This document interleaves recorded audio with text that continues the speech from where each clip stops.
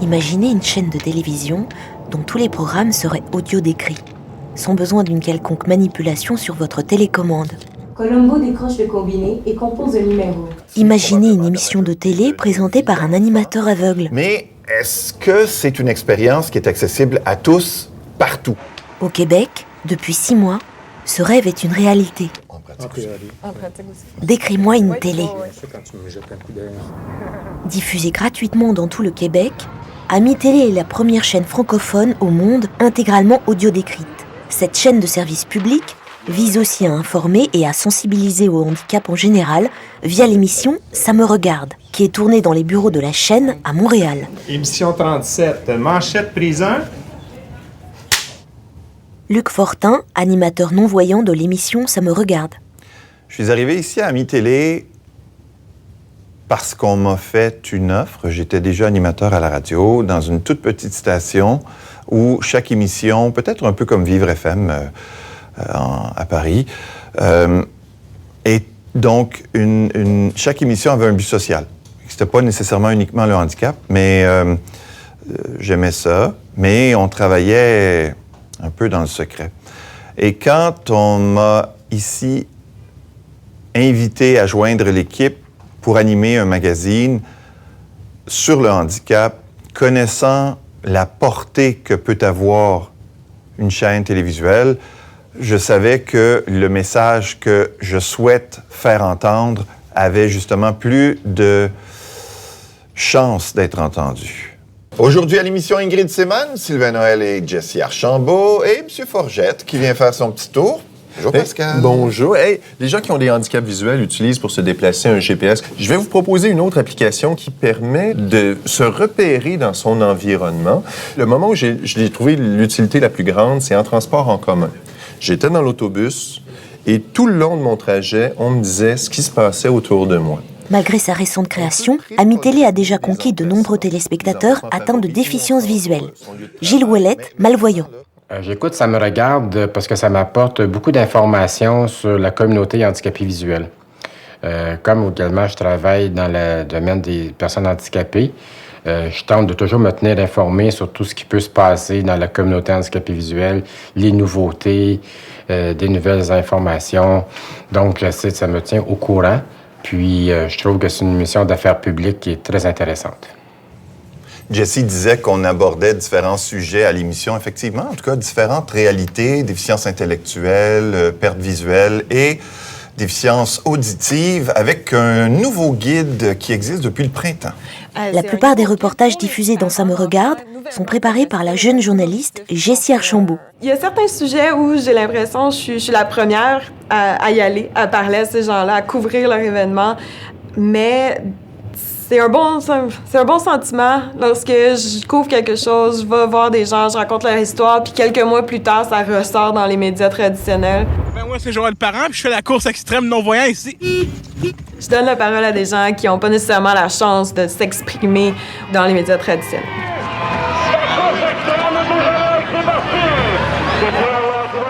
Le fait qu'Ami Télé existe, je pense que ça veut dire qu'on a notre place dans la communauté. C'est, je dirais pas une forme de respect, je dirais que c'est une inclusion dans la société. Plus on va voir de personnes handicapées visuelles à la télé, plus on va en parler, plus ça va sensibiliser la société en général. Si elle offre une tribune aux personnes atteintes de handicap, Ami Télé est également exemplaire en matière de recrutement. À l'image de Luc Fortin, son animateur vedette, plusieurs salariés de la chaîne souffrent de déficience visuelle. Claude Saint-Arnaud, monteur de bande-annonce. Dans ma famille, on a des problèmes de vision. Moi, j'en ai depuis que je suis tout petit. Je pourrais dire que, en fait, je ne vois que d'un œil, en gros. Je suis en bliope. C'est quelque chose, en fait, que jamais j'ai parlé de ça en entrevue ou au travail. C'est quelque chose même que je cachais. Parce que ça va loin, un monteur qui ne voit pas, ou qui voit qu'à moitié, disons. Ici, c'était comme une libération. La journaliste Jessie Archambault est quant à elle atteinte d'une maladie qui lui fera perdre progressivement la vue. Quand je suis en reportage, je vois la majorité de ce qui se passe. Je vois l'ensemble global. Moi, c'est de la vision centrale qui me manque. Donc, c'est les détails. Ça se peut que je reconnaisse pas tout de suite une personne si elle est au loin. Mais je vais me fier à Sébastien, mon caméraman, pour me guider là-dessus. S'il me dit « Ah, la personne t'envoie la main. » Mais sinon, pendant les entrevues, lorsqu'on fait des activités, je vois l'ensemble global de l'activité. Je peux reconnaître quand même les gens, si c'est un gars ou une fille, avant qu'ils parlent. Mais c'est les expressions faciales aussi que je peux manquer si je regarde directement la personne dans les yeux. Mais ça se joue pas dans le résultat final du reportage. Moi, une de mes craintes, c'était est-ce que je vais pouvoir toujours bosser dans le monde du journalisme, dans les médias, une fois que ma vue va dégénérer. Mais de voir que la plupart des gens s'adaptent très facilement. Puis c'est sûr, ça calme de voir, par exemple, Luc qui, lui, voit absolument rien et il fonctionne très bien dans son travail. Tu disais qu'on voit quand je te joue presque dans les cheveux? Oui, en fait, directement au début du reportage, c'est en bas de l'écran, dans le coin à droite. On me voit que je suis assis, en fond, j'assiste à la conférence, puis il y a une main qui me joue dans les cheveux. En fait, parce que je fais toujours ça au début lorsque je regarde soit un spectacle ou une conférence pour savoir où je devrais regarder, parce que je veux pas nécessairement regarder les haut-parleurs, je veux regarder la personne qui parle. Et des fois, c'est vrai que ça saisit un peu. Merci beaucoup, Jessie. C'est important pour les jeunes de pouvoir s'identifier à des personnes, puis donc de voir une personne aveugle complet à la télé, animer une émission de télé. Bien, je pense que c'est un excellent exemple à montrer aux jeunes handicapés visuels.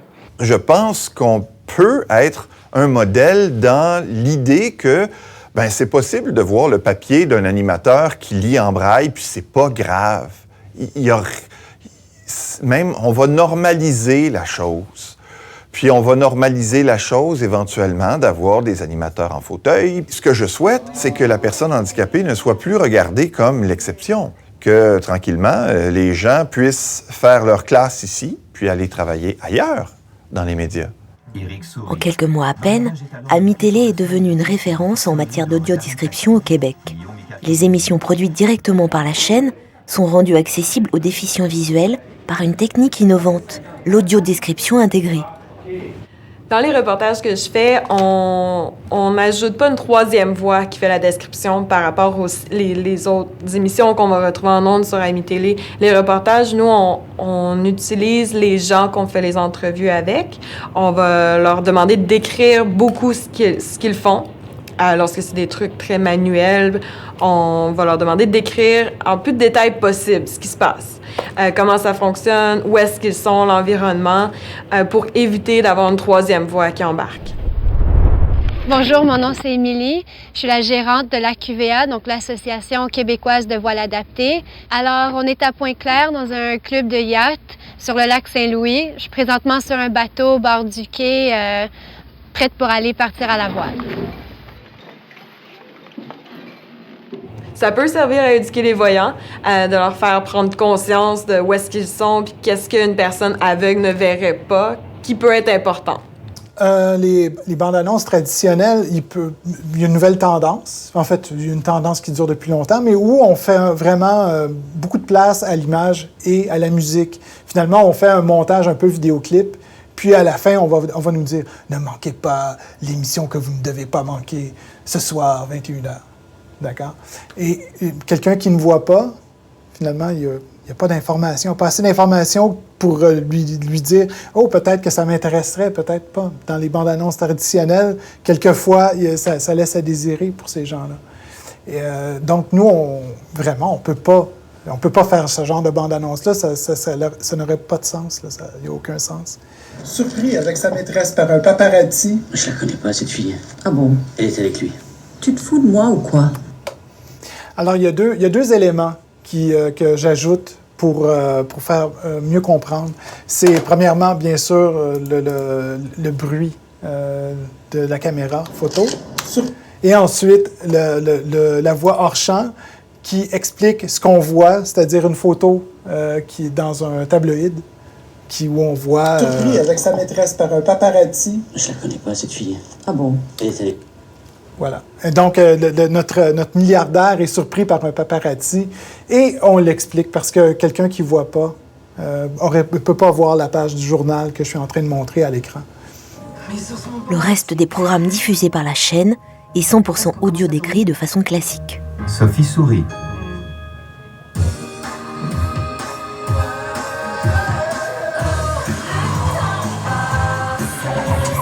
Les hauts et les bas de Sophie Paquin. François Martel, narrateur en audio-description. Mon principal défi en tant que narrateur en vidéodescription, c'est d'abord de bien lire, c'est-à-dire de mettre les bonnes intonations aux endroits importants, de respecter les textes qui me sont fournis par les rédacteurs et rédactrices, être présent sans prendre trop de place. Moi, j'interviens entre les dialogues. Il ne faut pas que ça cause une confusion. Brigitte observe Rock avec désir alors qu'il déboutonne sa chemise pour dévoiler le nom Mel tatoué sur sa poitrine. On va la refaire parce que là, pour le coup, ça rentrait pas. Non, j'ai bien vu. OK, on va le déshabiller plus vite, ouvrir la chemise plus vite. Je rencontre à l'occasion des personnes déficientes visuelles dans la rue. Ça m'est arrivé de leur parler. Je voulais savoir qu'est-ce que c'était leurs attentes, les lacunes. Est-ce qu'on en disait trop ou pas assez? Premièrement, j'étais très content parce que les trois dernières à qui j'ai parlé, connaissaient la vidéodescription. Alors là, j'étais content parce que c'est relativement nouveau. Et puis, les personnes en question m'ont toutes dit, elles étaient unanimes que c'était important. Nora pousse un soupir de soulagement. Un autre jour, dans le bureau de Géry, Colombo et Frank Simmons lisent des dossiers. Jean-François Provost, téléspectateur non-voyant. J'ai toujours le même sentiment, c'est pas croyable la différence que ça fait. Je pense que c'est comme quelqu'un qui découvre. C'est probablement un petit peu semblable le feeling que les gens qui ont été dans un pays où leur liberté était restreinte ou je sais pas, puis qu'il n'y avait pas le droit de faire ci ou faire ça ou dire ci, dire ça, puis que tout d'un coup, ils se retrouvent, puis ils peuvent faire ce que bon leur semble. Probablement que c'est un sentiment semblable qu'ils ressentent, je sais pas. Au sol, un camion de plastique pour enfants est entouré de balles. À l'extérieur, 6 soldats transportent Jamil. En rendant les programmes accessibles, la vidéodescription contribue aussi à la paix des ménages, du moins chez les Ouellettes. Parce qu'elle n'est pas très bonne pour la vidéodescription, ma conjointe. Elle est bonne pour plein d'autres choses, là, mais dans la vidéodescription, c'est pas sa meilleure. C'est que moi, quand je regarde la télé, je suis plus là. Je suis vraiment dans la télé. J'embarque dans la télé. Alors, oui, j'oublie complètement de décrire ce qui se passe ou j'y pense pas du tout. Là, je suis ailleurs. Donc, je suis vraiment contente que Gilles peut maintenant profiter de la description, qu'il va avoir toutes les mêmes informations que moi, sans être obligé de demander quoi que ce soit. Là. Donc, je trouve que c'est vraiment un avantage. Là. La jeune femme vêtue d'une jupe et d'un veston se tourne face à Éric. Éric, à court terme, c'est très bien qu'on divorce. À long terme, je trouve encore que t'es pas très fiable. Éric piétine sur place et José avance d'un pas vers lui. Beaucoup d'émissions ne sont pas actuelles, c'est des reprises. Les feuilletons, c'est des feuilletons qui... Annie et ses hommes, ça fait, je sais pas, 3 ans, 4 ans, 5 ans que c'est fini, je sais pas trop. Même chose pour l'auberge du chien noir, c'est la même chose. Ça fait que... il faut pas... C'est délicat, c'est compliqué. Faut pas jeter la pierre non plus. Parce que c'est beau ce qu'ils font. Le travail des descripteurs est beau, le concept est beau, tout est beau, mais sauf qu'il y a un danger dans la mesure où si on commence à accepter que c'est pas grave, Ami Télé va le décrire dans 2-3 ans, je pense qu'on passe à côté. Je pense que le but à atteindre, c'est que la vidéodescription soit partout, sur toutes les chaînes. Et cet objectif sera bientôt atteint, comme l'explique Isabella Federici, vice-présidente d'Ami Télé. Jusqu'à maintenant, le CRTC exige des diffuseurs autres qu'Ami Télé de diffuser une programmation à un rythme de 4 heures par semaine avec la description audio. Mais dernièrement, il y a eu des études, des recherches qui ont été faites et le CRTC a statué à nouveau. Et d'ici à 2019, tous les diffuseurs devront diffuser à 100% la programmation avec l'audiodescription. Même lorsque toutes les chaînes québécoises seront audio-décrites, Ami Télé aura toujours sa raison d'être, puisque sa mission est aussi de sensibiliser le grand public aux problématiques liées au handicap.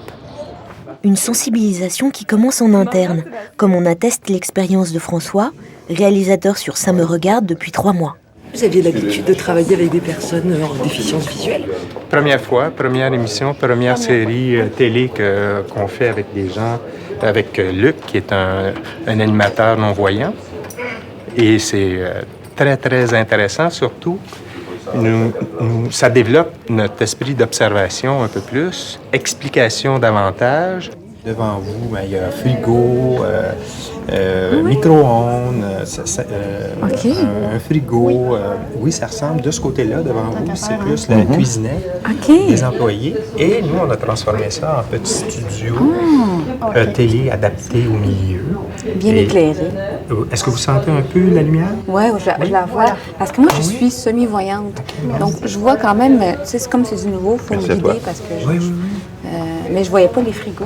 Donc, on devient un peu plus sensible aux personnes ayant un handicap, quel qu'il soit, parce que dans notre émission, on reçoit des personnes aveugles, malvoyantes, mais aussi de la communauté des personnes ayant des mobilités réduites. Et on parle de leur... on discute à l'intérieur de notre émission de leur réalité, de ce qui se passe dans notre société au Québec, à Montréal et au Canada, de la facilité et de pouvoir se déplacer, par exemple, dans les transports en commun, qui est mieux, mais pas parfaite encore. Mais tout ça est discuté à l'intérieur de notre émission. Donc, ça devient une émission à la fois d'affaires publiques, sociale, citoyenne, une émission citoyenne qui aide aussi les gens n'ayant pas d'handicap à comprendre la réalité des amis ou des proches ayant des handicaps. À force de côtoyer des personnes atteintes d'autres handicaps que lui, et notamment en fauteuil roulant, Luc aussi a changé sa façon d'être. Certain que le grand public peut, comme lui, adopter de nouveaux réflexes, il propose de lancer dans l'émission une rubrique « Développons nos réflexes ». Ce que je souhaite, c'est que les gens aillent au-delà de « je regarde l'émission, je me dis « ah, j'aimerais, tu sais, c'est comme c'est tellement touchant et tout », puis continuer à penser à ces gens-là que peut-être ils se disent « j'aimerais ça les aider ». Puis je disais, peut-être vous pouvez les aider dans votre quotidien. Entre autres, moi, je déplace les poubelles et les bacs de récup qui obstruent le trottoir, comme ce matin. Je développe un réflexe en m'obligeant à faire ça. Donc, c'est ce que je propose. C'est une bonne minute, ça. Je trouve ça bien, moi. C'est un beau sujet. C'est une belle minute, je pense. Ouais. Mais si... Mais on n'est pas tous aussi... Mais non, on n'a pas tous ces réflexes. Ce réflexe-là, en fait, on ne l'a pas pantoute. Moi, ça a pris combien d'années? C'est ce que Soyons honnêtes, on n'y a même pas pensé qu'on devrait peut-être penser faire ça. C'est ce que je dis à la fin. Là, je suis pas meilleur que vous autres. Moi, je suis aveugle depuis, vous savez, ou handicapé visuel depuis la naissance, puis aveugle depuis 30 ans. Puis ça fait 5 ans que je pense aux autres handicaps. Si la sensibilisation est bien au cœur des missions d'Ami Télé, encore faut-il que la chaîne trouve son public parmi les valides. Est-ce qu'il va y avoir des gens, est-ce qu'il va y avoir un public non handicapé qui va devenir des habitués? Je sais pas. Je n'ai que la capacité d'installer une abreuvoir. Je peux pas amener le cheval et le forcer à boire. Moi, j'en ai parlé à d'autres gens qui ne voient pas. Connais-tu Ami Télé? Sais-tu que ça vient d'apparaître? Et puis, mais pas aux autres. Je veux dire, à ma famille, ils s'en foutent. Là. J'ai toujours considéré mon frère comme étant ce que j'ai appelé tantôt un ours moyen. C'est quelqu'un qui est intelligent, qui est assez cultivé, puis qui est intéressé par la vie et la société.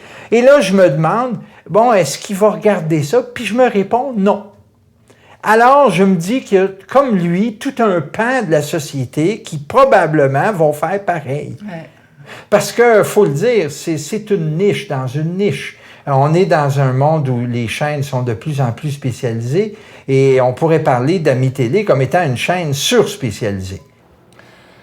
Je parle d'Ami Télé au travail.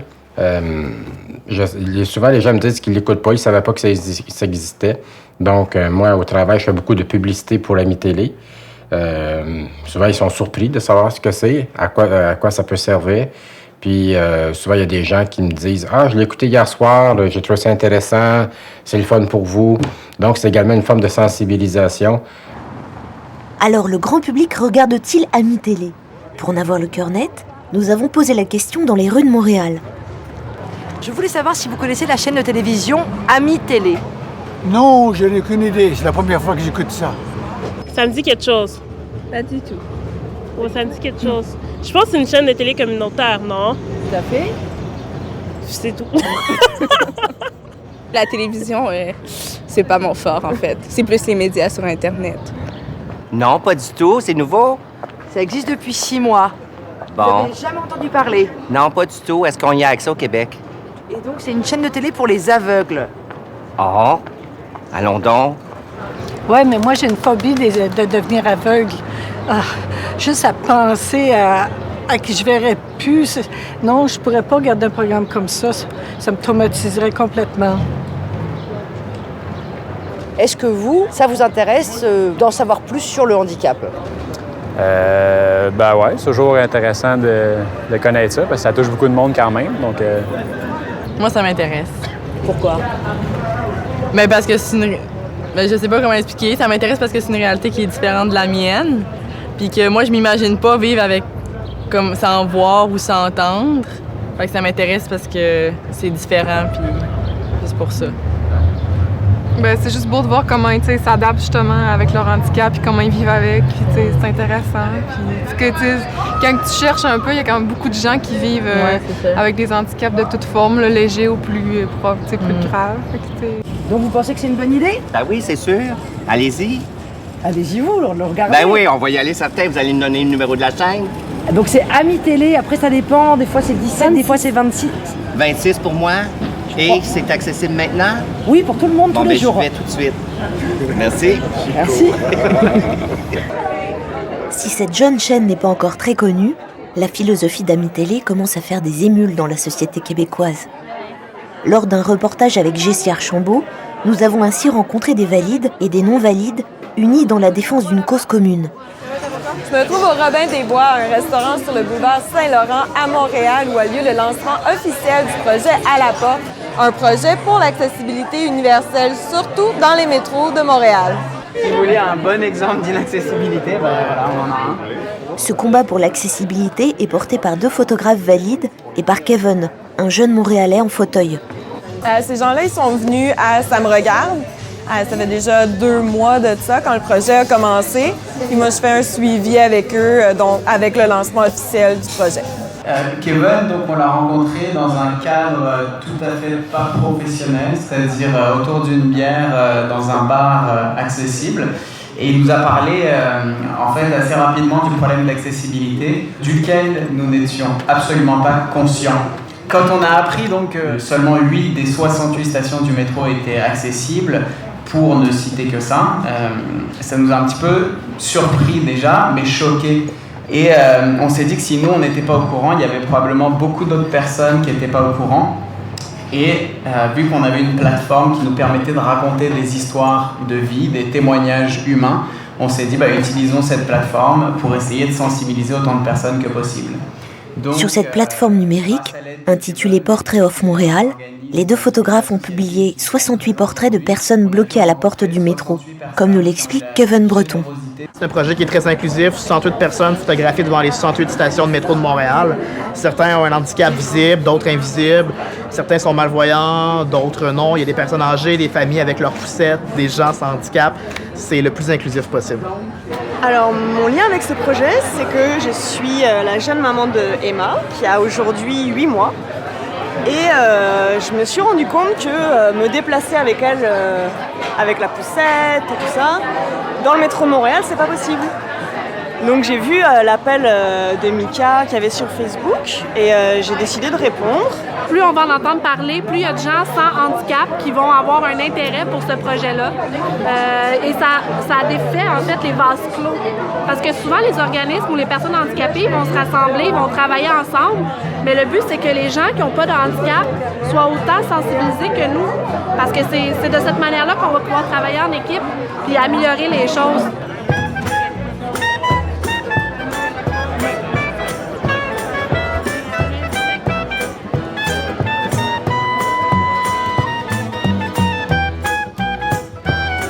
L'inconfort ou le manque d'ouverture de la société est sûrement causée par l'ignorance. Je pense pas que les gens se réveillent le matin en disant « on va rendre la vie aux personnes handicapées plus difficile ». Mais Amis Télé va permettre plus d'opportunités de faire reculer cette ignorance-là. Les gens n'auront plus l'excuse de dire « je ne le savais pas ».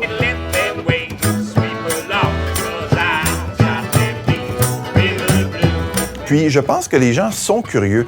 Je dis pas que les gens vont écouter chaque jour le handicap, mais ils savent maintenant que s'ils veulent savoir quelque chose sur le handicap, il y a des possibilités maintenant d'avoir des réponses ici. Pour de plus amples informations, vous pouvez contacter l'Union nationale des aveugles et déficients visuels 0800 940 168 www.unadev.com. Pour retrouver toutes ces informations ainsi que d'autres, le site internet de France 5 est à votre disposition.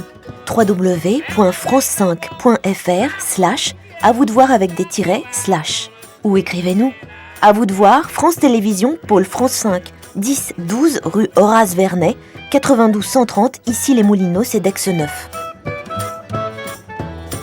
Auteur-réalisatrice Ingrid Seemann. Producteur délégué Emmanuel Schlumberger. Avec le soutien du Centre national du cinéma et de l'image animée et de l'UNADEV. Avec la participation de France Télévisions, presse Valérie Blanchet, production Céline Raffestin, Thomas Bonnet, unité documentaire Caroline Béard, Hervé Guérin. Cette émission vous a été proposée par Bleu Cristal Média et France Télévisions.